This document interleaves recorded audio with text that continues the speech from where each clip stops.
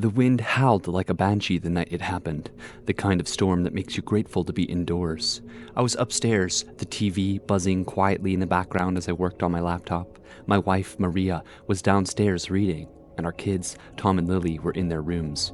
It was a normal evening, or so it seemed until the shattering of glass tore through the house like a gunshot. Instantly, my heart seized. "Maria!" I yelled, bolting down the stairs, taking them two at a time. As I reached the landing, I saw her peeking from the living room, her face pale, a finger pressed to her lips, signaling me to be quiet. "They're in the kitchen," she whispered, terror lacing every word. I nodded, moving towards the coat closet. I grabbed the baseball bat I kept there for just such nightmares, my hands trembling. Peering around the corner, I saw them. 3 figures, cloaked in black, rummaging through our drawers. "Hey!" I couldn't keep the fury from my voice. They turned, startled, and that's when everything went to hell. The largest of them charged, a crowbar in his hand. I swung the bat with all my might, connecting with a sickening crack. He went down, but the others were on me in a heartbeat. We struggled, a mess of limbs and grunts. I took a hit to the side, pain exploding through my ribs. Maria screamed.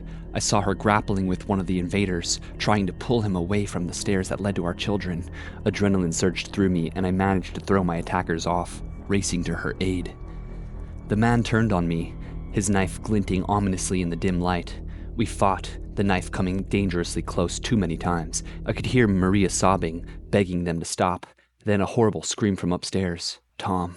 "Lily," I heard him yell. Everything in me froze. "Take whatever you want, just leave my family alone," I shouted, hoping to distract them. It worked. The man hesitated, and I didn't give him a second chance. I tackled him to the ground, knocking the knife away. Punches were thrown, blind and desperate. Finally, I heard the sirens, distant but approaching. The intruders panicked, scrambling towards the back door, but not before one of them made a parting shot, throwing something heavy and hitting Maria in the head. She crumpled silently, blood blooming across the carpet. "Maria!"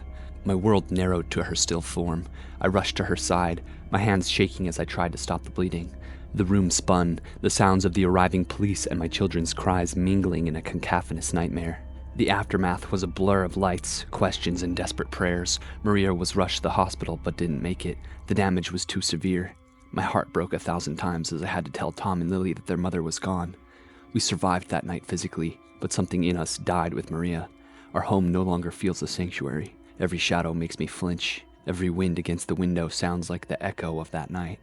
I defended my home, yes, but at what cost?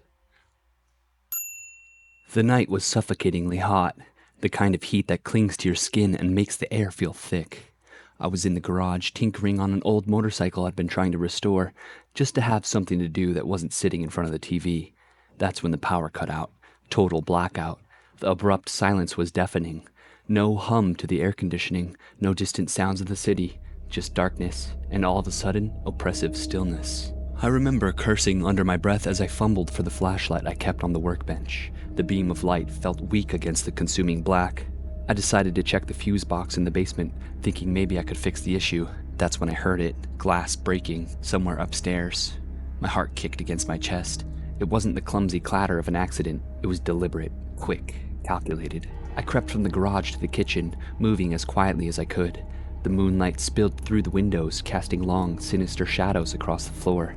That's when I saw them, 2 figures, silhouettes against the faint light, moving through the living room. They hadn't seen me yet. Adrenaline surged through me as I grabbed a large chef's knife from the drawer. Not exactly a hero's weapon, but it would have to do. I dialed 911 on my cell, leaving the line open in my pocket, hoping the operator would hear anything if it went south. I moved closer, my back against the wall, trying to make out their whispers, plotting, planning. They split up. One headed towards the stairs leading up to the bedroom where my sister, who'd been visiting, would be sleeping, unaware of the nightmare unfolding. I couldn't let them get to her. Choosing the one heading upstairs, I followed, my breaths shallow, trying to steady the shaking in my hands. As I reached the foot of the stairs, I saw him. Tall, broad shoulders, a mask concealing his face.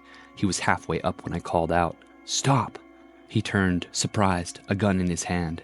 Everything that happens next is a blur of motion and terror. He fired. I moved instinctively, the bullet missing me by inches as I lunged forward, plunging the knife into his leg. He screamed, falling back, and we crashed to the ground. The knife slipped deeper as we fell, an artery hit by the way the blood spurted out, pinning the walls in grotesque streaks of red.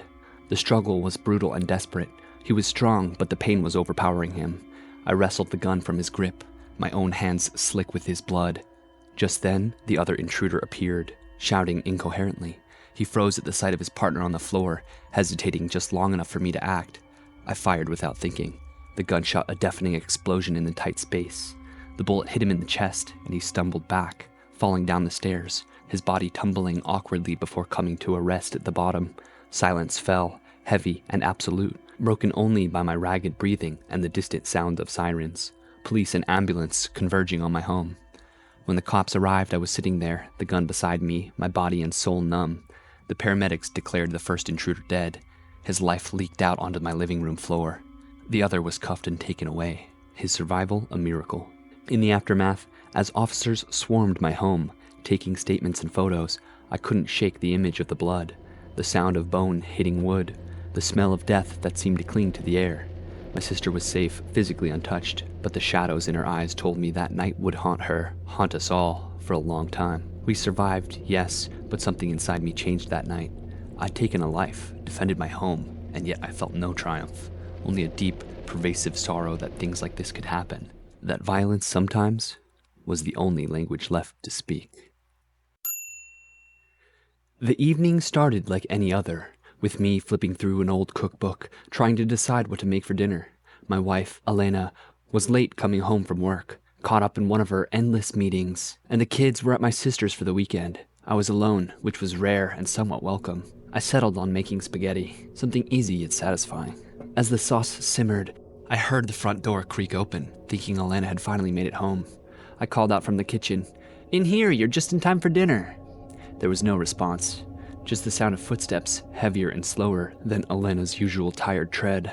A cold sensation crawled up my spine. I grabbed the nearest thing, a ladle, knowing how absurd it was as a weapon, but needing something, anything in my hand. Peering around the corner, I saw the door ajar, the evening light casting long shadows into the hall.